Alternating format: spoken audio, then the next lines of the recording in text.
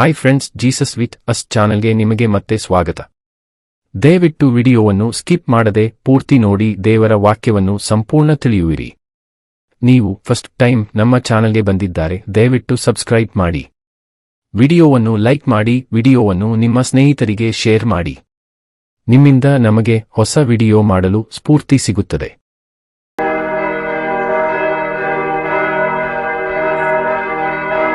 ಕೀರ್ತನೆಗಳು ಅಧ್ಯಾಯ 51. ಪಾಪ ಕ್ಷಮಾಪಣೆಯನ್ನು ಬೇಡಿಕೊಳ್ಳುವುದು. ಪ್ರಧಾನ ಗಾಯಕನ ಕೀರ್ತನ ಸಂಗ್ರಹದಿಂದ ತೆಗೆದದ್ದು. ದಾವೀದನು ಬತ್ಸೆಬಳ ಬಳಿಗೆ ಹೋದ ಮೇಲೆ ಪ್ರವಾದಿಯಾದ ನಾತಾನನು ಅವನ ಹತ್ತಿರ ಬಂದಾಗ ದಾವೀದನು ರಚಿಸಿದ ಕೀರ್ತನೆ. ಪ್ರೀತಿ ಸ್ವರೂಪನಾದ ದೇವರೇ, ನನ್ನನ್ನು ಕರುಣಿಸು. ಕರುಣಾನಿಧಿಯೇ, ನನ್ನ ದ್ರೋಹವನ್ನೆಲ್ಲ ಅಳಿಸಿಬಿಡು. ನನ್ನ ಪಾಪವನ್ನು ಸಂಪೂರ್ಣವಾಗಿ ತೊಳೆದುಬಿಡು. ನನ್ನ ದೋಷವನ್ನು ಪರಿಹರಿಸಿ ನನ್ನನ್ನು ಶುದ್ಧಿಗೊಳಿಸು. ನಾನು ದ್ರೋಹಿಯೆಂದು ನಾನೇ ಒಪ್ಪಿಕೊಂಡಿದ್ದೇನೆ.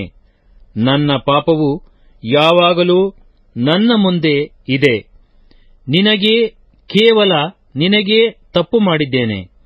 ನಿನ್ನ ದೃಷ್ಟಿಗೆ ಕೆಟ್ಟದ್ದಾಗಿರುವುದನ್ನೇ ಮಾಡಿದ್ದೇನೆ.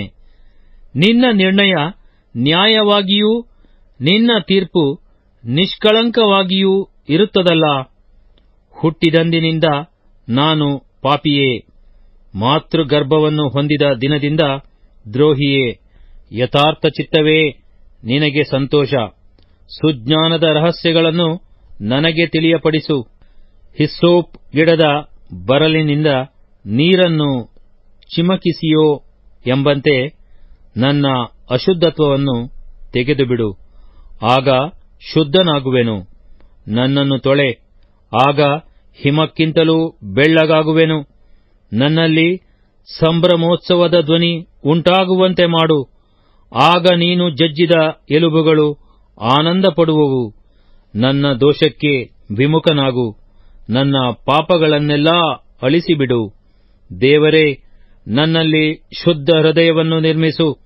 ನನಗೆ ಸ್ಥಿರ ಚಿತ್ತವನ್ನು ಅನುಗ್ರಹಿಸಿ ನನ್ನನ್ನು ನೂತನಪಡಿಸು. ನಿನ್ನ ಸನ್ನಿಧಿಯಿಂದ ನನ್ನನ್ನು ತಳ್ಳಬೇಡ. ನಿನ್ನ ಪರಿಶುದ್ಧಾತ್ಮವನ್ನು ನನ್ನಿಂದ ತೆಗೆಯಬೇಡ. ನಿನ್ನ ರಕ್ಷಣಾನಂದವನ್ನು ನಾನು ತಿರುಗಿ ಅನುಭವಿಸುವಂತೆ ಮಾಡು. ನನ್ನಲ್ಲಿ ಸಿದ್ಧ ಮನಸ್ಸನ್ನು ಹುಟ್ಟಿಸಿ ನನಗೆ ಆಧಾರನಾಗು. ಆಗ ನಿನ್ನ ಮಾರ್ಗವನ್ನು ದ್ರೋಹಿಗಳಿಗೆ ಬೋಧಿಸುವೆನು. ಪಾಪಿಗಳು ನಿನ್ನ ಕಡೆಗೆ ತಿರುಗಿಕೊಳ್ಳುವರು. ದೇವರೇ, ನನ್ನ ರಕ್ಷಣಕರ್ತನೇ, ಪ್ರಾಣಹತ್ಯದ ಅಪರಾಧದಿಂದ ನನ್ನನ್ನು ಬಿಡಿಸು. ಆಗ ನನ್ನ ನಾಲಿಗೆಯು ಉತ್ಸಾಹದಿಂದ ನಿನ್ನ ಸತ್ಯಸಂಧತೆಯನ್ನು ಕೊಂಡಾಡುವುದು. ಕರ್ತನೇ, ನನ್ನ ಬಾಯಿ ನಿನ್ನನ್ನು ಸ್ತೋತ್ರ ಮಾಡುವಂತೆ ನನ್ನ ತುಟಿಗಳನ್ನು ತೆರೆಯ ಮಾಡು. ನಿನಗೆ ಯಜ್ಞಗಳಲ್ಲಿ ಅಪೇಕ್ಷೆಯಿಲ್ಲ, ಇದ್ದರೆ ಸಮರ್ಪಿಸೇನು. ಸರ್ವಾಂಗ ಹೋಮಗಳಲ್ಲಿ ನಿನಗೆ ಸಂತೋಷವಿಲ್ಲ. ಕುಗ್ಗಿದ ಮನಸ್ಸೇ ದೇವರಿಗೆ ಇಷ್ಟಯಜ್ಞ. ದೇವರೇ, ಪಶ್ಚಾತ್ತಾಪದಿಂದ ಜಜ್ಜಿ ಹೋದ ಮನಸ್ಸನ್ನು ನೀನು ತಿರಸ್ಕರಿಸುವುದಿಲ್ಲ.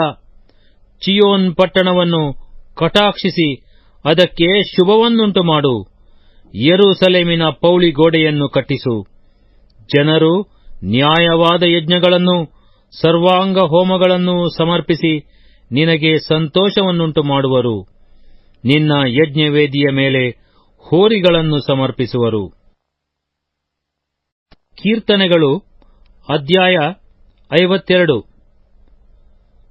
ದುಷ್ಟಾಧಿಕಾರಿಯ ದುಸ್ವಭಾವವನ್ನು ಖಂಡಿಸುವುದು. ಪ್ರಧಾನ ಗಾಯಕನ ಕೀರ್ತನ ಸಂಗ್ರಹದಿಂದ ತೆಗೆದದ್ದು. ದಾವೀದನು ಅಹಿಮೆಲೆಕನ ಮನೆಗೆ ಬಂದ ವರ್ತಮಾನವನ್ನು ಎದೋಮ್ಯನಾದ ದೋಯೆಗನು ಸೌಲನಿಗೆ ತಿಳಿಸಿದಾಗ ದಾವೀದನು ರಚಿಸಿದ ಪದ್ಯ. ದುಷ್ಟಾಧಿಕಾರಿಯೇ, ನೀನು ಕೆಡುಕು ಮಾಡಿ ಹಿಗ್ಗುವುದೇನು?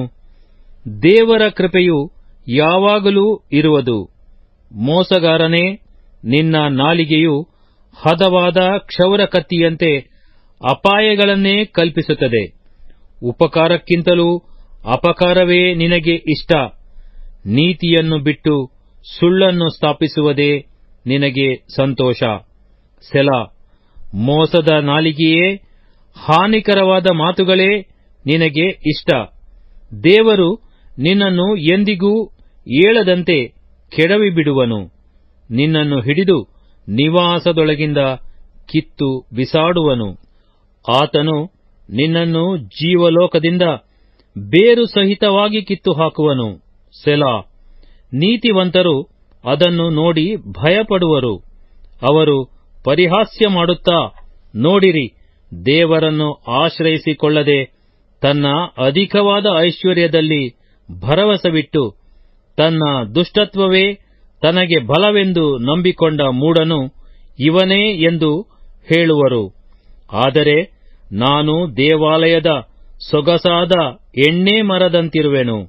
ದೇವರ ಕೃಪೆಯನ್ನು ಯುಗ ಯುಗಾಂತರಗಳಲ್ಲಿಯೂ ನಂಬಿಕೊಂಡಿರುವೆನು. ದೇವರೇ, ನಿನ್ನ ಉಪಕಾರಕ್ಕಾಗಿ ಯಾವಾಗಲೂ ನಿನ್ನನ್ನು ಸ್ತುತಿಸುವೆನು.